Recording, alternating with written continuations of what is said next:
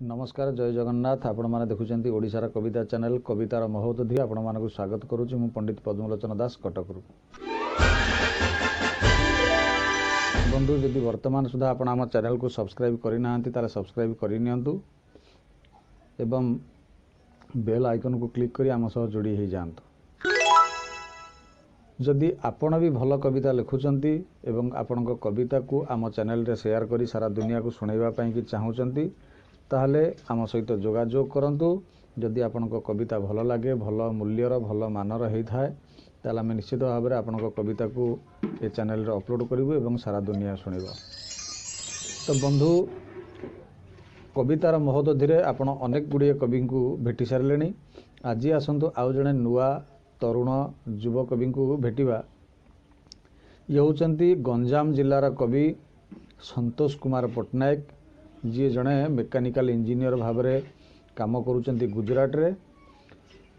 राज्य ठारू बाहर रही मध्य राज्य प्रति राज्यर भाषा प्रति राज्यर संस्कृति प्रति तांकर जो गभीर प्रेम जो गभीर आस्था जो गभीर श्रद्धा रही ताकू से तांको कवितार प्रतिफलन करिसेंती कवितार रूप देइसेंती। तांको कवितार शीर्षक ओडिया आमेरे ओडिया आम भाषा।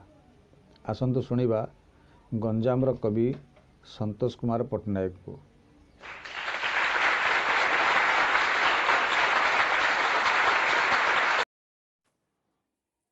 कवितार शीर्षक ओडिया आमेरे ओडिया आम भाषा। ओडिया आमेरे सबुरी आगे ऊर्ध्वे आमरी मथा गौरवे कहिबा ओडिया आमे ओडिया मो मातृभाषा। आमरी ठाकुर जगतर नाथ सरग से महोदधि उत्कल जननी पदधौत करे सरित से महानदी। आमरी माटीर गो भंज गोपबंधु दयाद आमे तांकरी बाजियार कत बहुछिए देहे हेबरे के आम सरी।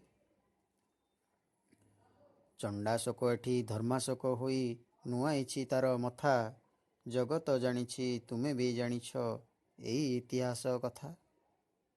मधुगंध छुटे माटीरू आमरी स्नेह बोला आम भाषा भग्न कोणारक गर्व करे आजी आम किरतीर गाथा। गौरवे कहिबा ओडिया आमेरे ओडिया आम भाषा डरिबानी केबे नुआइकी मथा हौ से पराण व्यथा। गौरवे कहिबा ओडिया आमेरे ओडिया आम भाषा डरिबानी केबे नुआइकी मथा हौ से पराण व्यथा। धन्यवाद।